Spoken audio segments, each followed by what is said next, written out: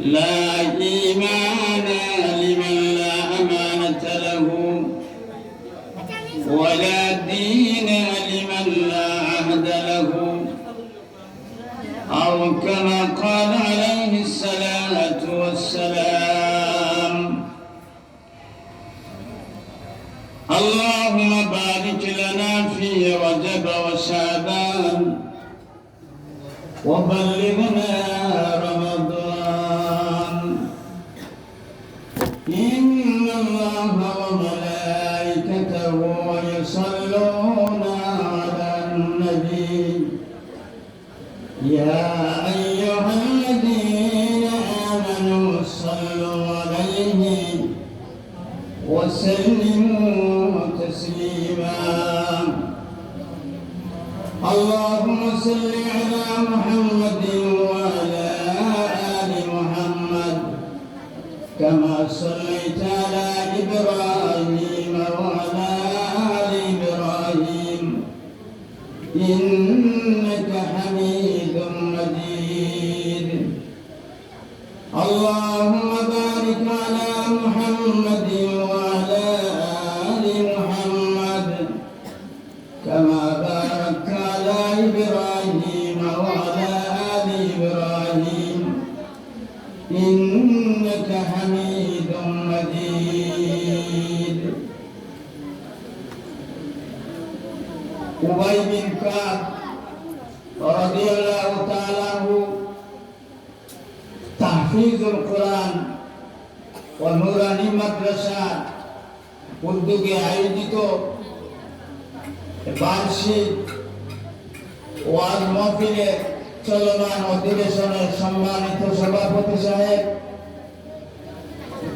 উপস্থিত ওলামায়ে কেরাম, মুরব্বিয়ানে ইজাম, যুব সমাজ, পর্দানি সিনেমা বোনেরা, আলোচনার সূচনা লগ্নে মহান আল্লাহ পাকের দরবারে অসংখ্য গণিত শুকর আদায় করছি। মনে প্রাণে সমস্যারে সকলেই বলি আলহামদুলিল্লাহ। আরো জোরে সোরে বলি আলহামদুলিল্লাহ।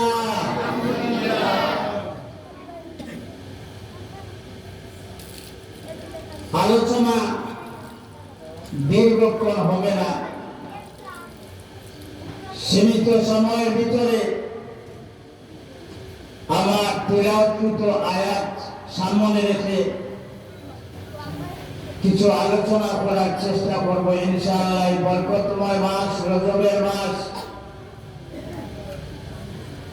এশার নামাজের পর এই দিনী মাহফিলে আমরা বসেছি। শরীয়তের একটা মাসআলা যদি জানতে পারি,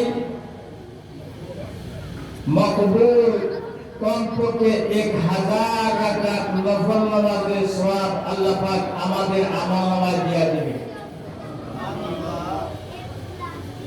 কমপক্ষে 1000। যদি দুইটা মাসআলা জানতে পারি, 2000 নফল নামাজের সওয়াব আল্লাহ পাক আমাদের আমলনামায় দিয়ে দিবে। এই সুবর্ণ সুযোগ আমরা যে এই উবাই বিন কাব রাদিয়াল্লাহু তাআলা তাহফিজুল কোরআন নুরানি মাদ্রাসা বার্ষিক সভায় উপস্থিত হয়েছি, আপনারা বেজার না খুশি? একটু জোরে বলেন, বেজার না খুশি? কম না বেশি? যেভাবে বেশি বলেছি সেভাবে আওয়াজ দিয়ে একবার আল্লাহ রাব্বুল আলামিনের শুকর আদায় করে নেই। গায়ের সমস্ত শক্তি দিয়ে, বাক শক্তি উজাড় করে বলি আলহামদুলিল্লাহ।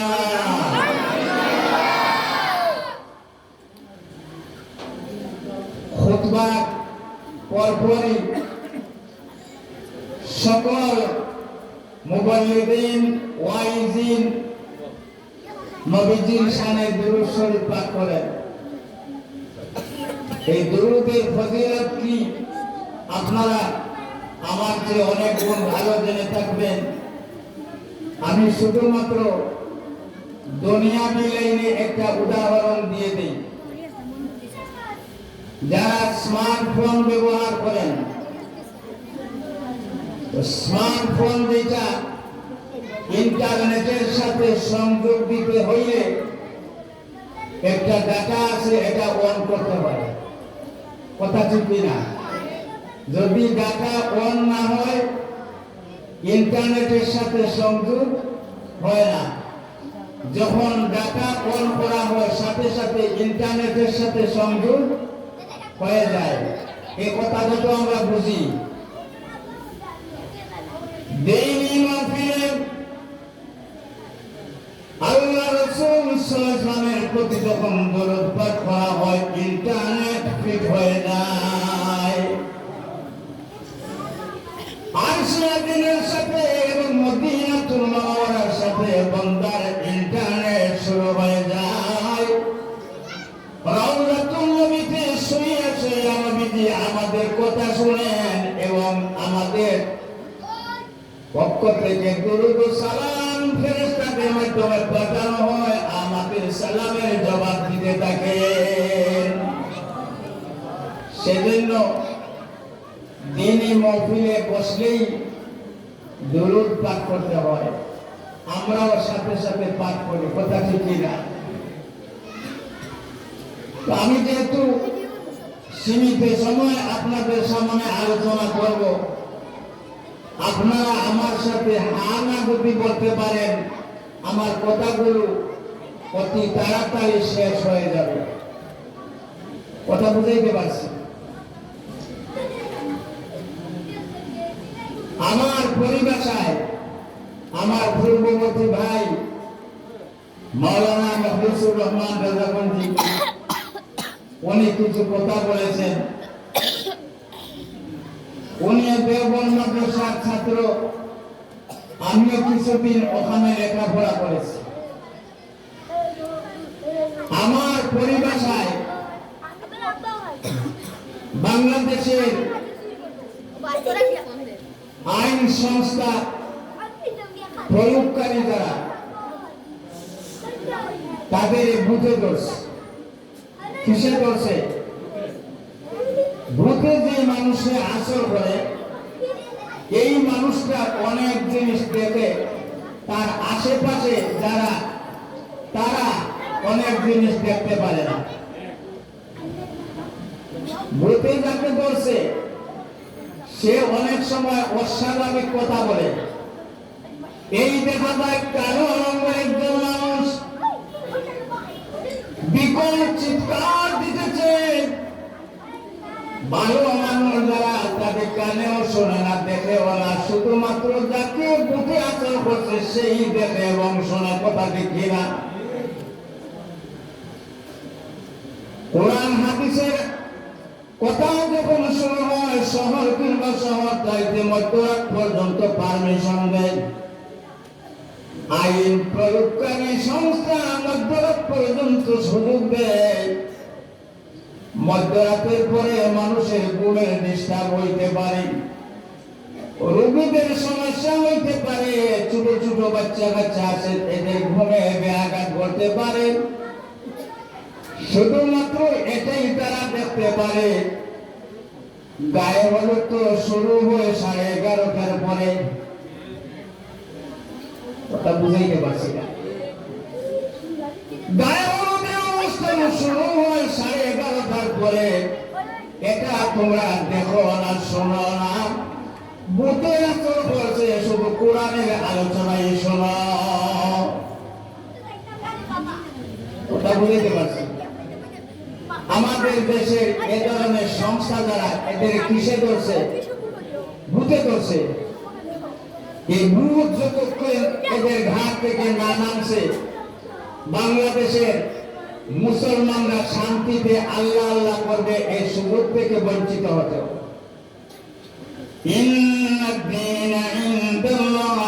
ইসলাম সহজ সরল মর্ম, নিঃসন্দেহে দ্বীন ইসলাম আল্লাহর মনোনীত ধর্ম। আমাদের কাছে আমাদের ধর্ম খুবই প্রিয় ধর্ম বলে বলেন, ঠিক কিনা? বাংলাদেশে সমগ্র পৃথিবীতে যত ধর্ম আছে আমরা কোন ধর্মকে খাটো বলি ব্যাঘাত ঘটাইতে চাই না, তাদের অনুভূতিতেও আঘাত দিতে চাই না। তবে সারা সমগ্র পৃথিবীতে যত ধর্ম আছে সবচেয়ে সেরা ধর্ম আমাদের ধর্ম। জুড়ে বলেন ঠিক কিনা?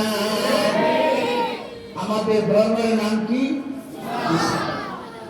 ইন্নাদ-দীনা ইনদাল্লাহিল ইসলাম। আমরা এই ইসলাম ধর্ম এটার ছাত্র।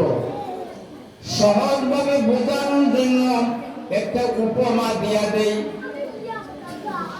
আমরা ধরে নেই ইসলাম একটা প্রতিষ্ঠান, আর এই প্রতিষ্ঠানের ছাত্র হয়েছে আমরা, ফর্ম ফিল আপ করেছি লা ইলাহা ইল্লাল্লাহ মুহাম্মাদুর রাসূলুল্লাহ, এই কথা বলে।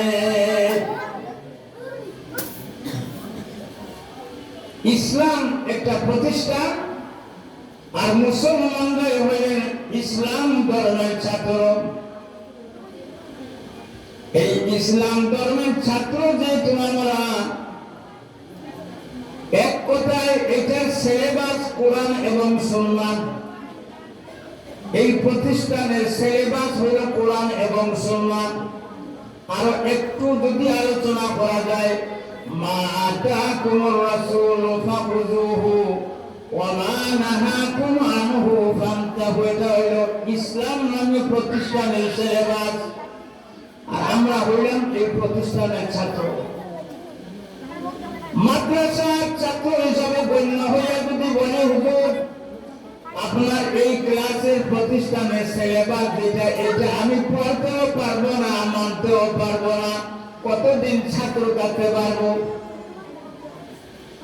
এই প্রতিষ্ঠানে আমাকে ছাত্র হিসাবে রাখবে? রাখবে না। সিলেবাস পড়তে হবে, প্রশিক্ষণ দিতে হবে, ইন্টারভিউ পরীক্ষা দিতে হবে, তাহলে আপনি এই প্রতিষ্ঠানের ছাত্র। ইন্নাদ-দীনা ইনদাল্লাহিল ইসলাম। এই ইসলাম নামে প্রতিষ্ঠানের ছাত্র আমরা। ফর্ম ফিল আপ করেছি কলিমায়ে তয়্যিবার মাধ্যমে, কথা ঠিক না? এই ইসলাম দেশ থেকে দেশান্তরে বন্যা বা খরাদের ঢেউয়ের গতিতে এক দেশ থেকে অন্য দেশে যায় নাই, আসে নাই। আমার সিলেটের মুসলমান শাহজালাল মজরুল রহমাতুল্লাহি তাআলা আলাইহির ত্যাগ, গাজী বুরহানুদ্দিনের হাত কর্তনে রক্ত, ওনার নবজাতক সন্তানের শহীদের রক্তের বিনিময়ে সিলেটের মুসলমানরা ইসলাম পেয়েছে।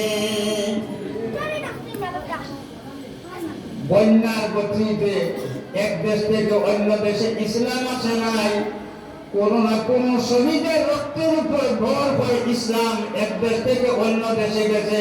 কথা জুড়ে বলেন ঠিক না? এখন আমরা যদি সিলেবাস অনুযায়ী পড়তে পারি, প্রশিক্ষণ দিতে পারি, আর ইন্টারভিউ দিতে পারি, একদিন সাহাবায়ে কেরাম যারা ইসলামের পিছনে রক্ত দিয়েছেন, শহীদ হয়েছেন, আল্লাহ রাব্বুল আলামিন আমাদের প্রতি খুশি হয়ে কিয়ামতের দিন এদের সাথে আমাদের হাসর করে দেবে। শুধুমাত্র সিলেবাস অনুযায়ী নিজের জীবন গড়তে হবে। অনেক মানুষের নামের সাথে দিন পাওয়া যায়, কিন্তু দিনদারি পাওয়া যায় না। বলেন ঠিক কিনা? কথা বুঝাইতে পারে। অনেক মানুষের নামের সাথে দিন পাওয়া যায়, দিন সংযুক্ত আছে, আমির উদ্দিন করিম উদ্দিন, কিন্তু দিনদারি পাওয়া যায় না। শুধু দিন নামের সাথে থাকলেই চলবে না, নিজের মাথা থেকে পা পর্যন্ত 24 ঘন্টার জীবনটা দিনদারি হতে হবে, সিলেবাস অনুযায়ী হতে হবে। তাহলে আমি ইসলাম নামে প্রতিষ্ঠানের ছাত্র, এই ছাত্র হওয়াটা আমার জন্য সার্থক হবে।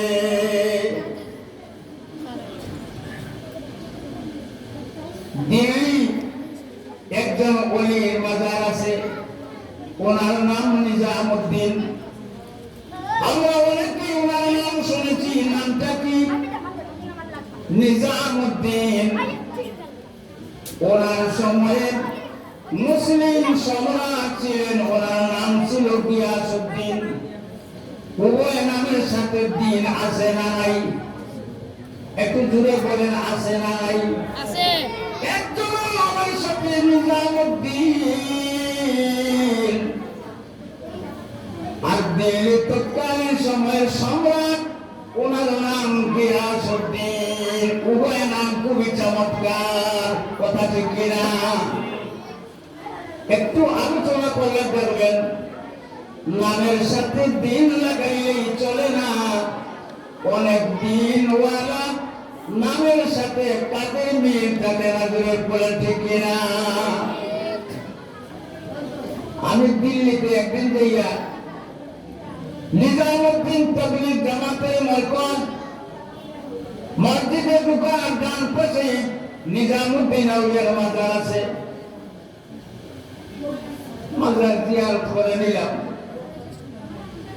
নিজামুদ্দিন আউলিয়া ছিলেন মুকুটবিহীন সম্রাট। তৎকালীন সময়ে সম্রাট যারা থাকতেন তাদের মাথায় মুকুট পরানো থাকত। দিল্লির মুকুটওয়ালা সম্রাট ছিলেন গিয়াসউদ্দিন, মুকুটবিহীন সম্রাট ছিলেন নিজামুদ্দিন। ওনার মাথায় কোনো মুকুট নাই। নিজামুদ্দিনের মসজিদে রাতের বেলায় মানুষদের কোরআনের তালিম দিতেন, তাওবা ইস্তেগফার করতেন, জিকির আজকার করতেন, আল্লাহর দরবারে মুনাজাত করতেন। গো আল্লাহ, ইসলাম নামে প্রতিষ্ঠানের ছাত্র হয়েছি, মরণ পর্যন্ত যেন ইসলামের খেদমত করতে পারে। জোরে বলেন সুবহানাল্লাহ। নিজামুদ্দিন আউলিয়ার মরকজে দিন দিন মানুষ বাড়তে লাগলো। তৎকালীন সময়ে ব্যালটের মাধ্যমে ভোট গণনা হইত না, হাত উঠাইয়া জনসমর্থনের মাধ্যমে সরকার বাছাই করা হইত। গোয়েন্দার মাধ্যমে গিয়াসউদ্দিনের কাছে সংবাদ চলে গেল, মুকুটবিহীন সম্রাট নিজামুদ্দিনের দরবারে যেভাবে মানুষ ফিরতে আসে, না জানি কোন দিন তোমার সিংহাসন চলে যায়। তার পক্ষে যদি মানুষ বাড়িয়ে যায়, সরকার যখন বাছাইয়ের সময় আসবে, নিজামুদ্দিনের পক্ষে যদি বেশি মানুষের হাত উঠায়, তাহলে দিল্লির সম্রাট সিংহাসন তোমার নামে আর থাকবে না, নিজামুদ্দিনের নামে চলে যাবে। দুনিয়ার রাজা বাদশা যারা, এদের 24 ঘন্টা একই টেনশন, না জানি কোন দিন আমার সিংহাসন চলে যায়। কথা ঠিক কিনা? গিয়াসউদ্দিন মন্ত্রী সভা ডাকে, পরামর্শ বৈঠক। এই ব্যাপারে কি সিদ্ধান্ত নেওয়া যায়? মন্ত্রী মিনিস্টারের পরামর্শ দেয়, জানা প্রকাশ্যে নিজামুদ্দিনের বিরুদ্ধাচার করা যাবে না, জনগণকে দিয়া যাইতে পারে। কথা ঠিক কিনা? কি ব্যবস্থা নেওয়া যায়? পরামর্শ বৈঠকের সিদ্ধান্ত হয়, রাতের বেলায় জনগণ নিজামুদ্দিন আউলিয়ার দরবারে যায়। যাওয়ার সময় টিফিন বাটি নিয়ে যায়, রাতের খাবার সেই জায়গায় খায়। তো টিফিন বাটি নিয়ে যদি বন্ধ করে দেয়া যায়, না খাইয়া কতক্ষণ থাকবে? লোকজন অটোমেটিক কমে যাবে। প্ল্যানিংকে সেনাবাহিনী, নিরাপত্তা বাহিনী নিজামুদ্দিন আউলিয়ার দরবারে জানাই যাবে, টিফিন ক্যারিয়ার নিয়ে বলবে নিরাপত্তার সাথে টিফিন বাটি এই জায়গায় রেখে দাও। টিফিন বাটি নিয়ে নিজামুদ্দিন আউলিয়ার দরবারে যাইতে পারবে না। এটা পলিসি ভাই। নিজামুদ্দিন আউলিয়ার খাতিম শুনতে পারলাম, ওই হুজুর লোকজন এখন থেকে কমে যাবে। কেন কমে যাবে? সরকার বাহাদুর বলেছে খাবার সহ কোন মানুষ টিফিন ক্যারিয়ার নিয়ে আমাদের দরবারে আসতে পারবে না। তো না খাইয়ে মানুষ কতক্ষণ থাকবে, সেজন্য আসতেই যাবে। নিজামুদ্দিন আউলিয়া বললেন, দেখ সময় তোমার দরবার থেকে, কোরআনের মাহফিল থেকে, জিকরুল্লাহর মাহফিল থেকে, তওবা ইস্তেগফারের মাহফিল থেকে মানুষদের দাঁড়াইয়া দিতে চাই। আয় আল্লাহ, তুমি এদের হেফাজতে জিম্মা নিয়ে নেও। খাদিমকে বললেন, আজ থেকে ডাবল খাবার রান্না করবে, আজ থেকে ডাবল খাবার রান্না করবেন। খাদিম বলে, হুজুর লোকজন তো আসবেই না, ডাবল খাবার খেয়ে খাবে। বাস্তবে দেখা যায় যেদিন থেকে দিল্লির সম্রাট গিয়াসউদ্দিন লোকজনকে তাড়ানোর অপচেষ্টা করেছে, সেদিন থেকে নিজামুদ্দিন আউলিয়ার খেদমতে ডাবল মানুষ আসতে লাগলো। একটু জোরে বলবেন না সুবহানাল্লাহ। যেদিন থেকে দিল্লির সম্রাট নিজামুদ্দিন আউলিয়ার দরবার থেকে লোকজন তাড়ানোর অপচেষ্টা করেছে, সেদিন থেকে নিজামুদ্দিন আউলিয়ার খেদমতে লোকজন কমছে না বাড়ছে? আরো জোরে বলেন, কমছে না বাড়ছে? আমাদের এই দেশে একটা মহল আছে, মসজিদ কমিয়ে যাক, মাদ্রাসা মক্তব কমিয়ে যাক, যেদিন থেকে এই ষড়যন্ত্র শুরু হচ্ছে সেদিন থেকে মক্তব, মাদ্রাসা, মসজিদ কমতেছে না বাড়তেছে? জোরে বলেন, কমছে না বাড়ছে?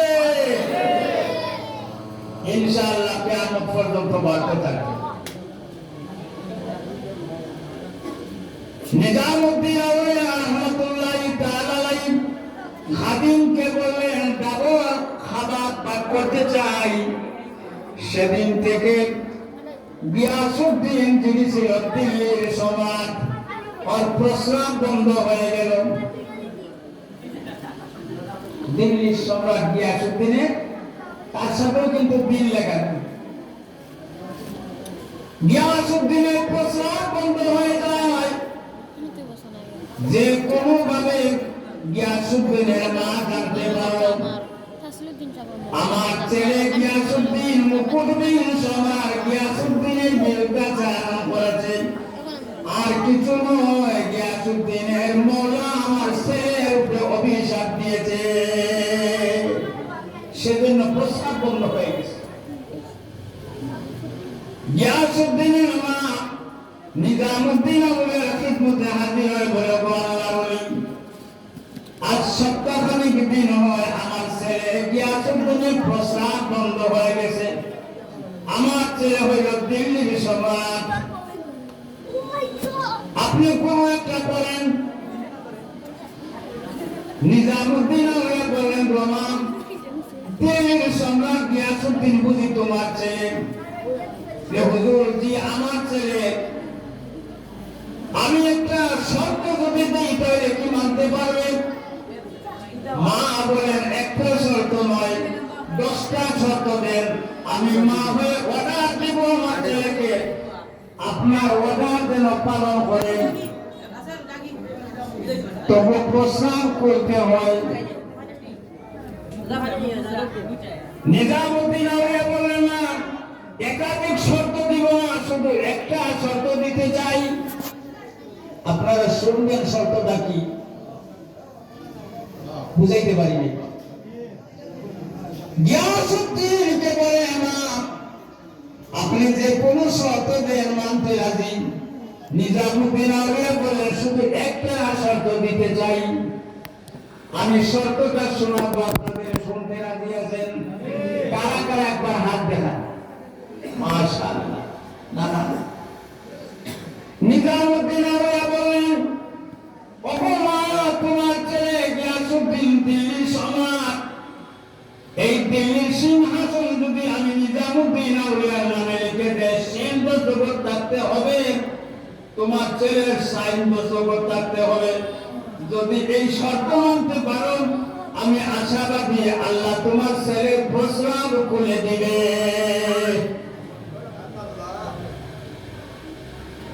গিয়াসউদ্দিনের মায়ের চিন্তা করে যেখানে বাঘের ভয় এখানে আমার ছেলে তুমি সিংহাসনের ভয় করতেছিল। হুজুর বলেন ঠিক কিনা? আর নিজামুদ্দিন শর্ত লাগাইছেন দিল্লির সিংহাসন যদি আমি নিজামুদ্দিন আউলিয়ার নামে লিখে দাও তাহলে আমি মওলার দরবারে মুনাজাত করব। আমি আমার আল্লাহর প্রতি আশাবাদী আল্লাহ রাব্বুল আলামিন তোমার ছেলের প্রস্রাব জারি করে দেবে। মা নিজের ছেলের কাছে যাইয়া বলে বাবা বলো তো দেখি তোমার সিংহাসন বড় না জীবন বড়? আপনারা কি তা বলেন? সিংহাসন বড় না জীবন বড়? মায়ে যাইয়া নিজের ছেলেকে বলে বাবা তোমার সিংহাসনের দাম বেশি না তোমার জীবনের দাম বেশি? এইভাবে তো আরো সপ্তাহখানেক দিন যদি যায় তুমি তো মারাই যাবে, কথা দেখি না? যদি মারা যাও তোমার সিংহাসনে কি হবে? আমি মা হয়ে অর্ডার দিলাম তাড়াতাড়ি নিজামুদ্দিন আউলিয়ার নামে এই সিংহাসন লিখে করে রেজিস্ট্রি করে দাও। আমি কথা বলেছি সে মওলার দরবারে মুনাজাত করবে, তোমার জীবন বাঁচবে, সিংহাসন যাবে। নিজামুদ্দিন আউলিয়া শর্ত দিচ্ছেন। গিয়াসউদ্দিন আউলিয়া মার অর্ডার শুনে খাদিম খুদ্দামকে বলে তোমরা স্টাম্প নিয়ে আসো, সবগুলো ফাইলে লিখে বলে সিল দস্তখত আছে। গিয়াসউদ্দিনের মা নিজের ছেলেকে টেনে টেনে হাতে ধরে নিজামুদ্দিন আউলিয়ার দরবারে জুড়ে বলেন সুবহানাল্লাহ। প্রমাণ হল দুনিয়াদার সিংহাসনের মালিক যাদের বিরুদ্ধে আচরণ করবে আল্লাহ যদি চায় তাদের পায়ের সামনে তোমাকে হাজির করে দেবে। কথা বুঝাইতে পারছি না? প্রমাণ হলো দুনিয়াদার যারা, দুনিয়ার সিংহাসনের মালিক যারা, আল্লাহ আল্লাহর ওলিদের সাথে বেয়াদবি যদি করো আল্লাহ যদি ধরিয়া নেয়, যে ওলির সাথে বেয়াদবি করেছ তার কদমে রেখেছে তোমার মাথা রেখে দেবে। সুবহানাল্লাহ বলবেন না? আমার কথাগুলো বুঝেননি আপনারা?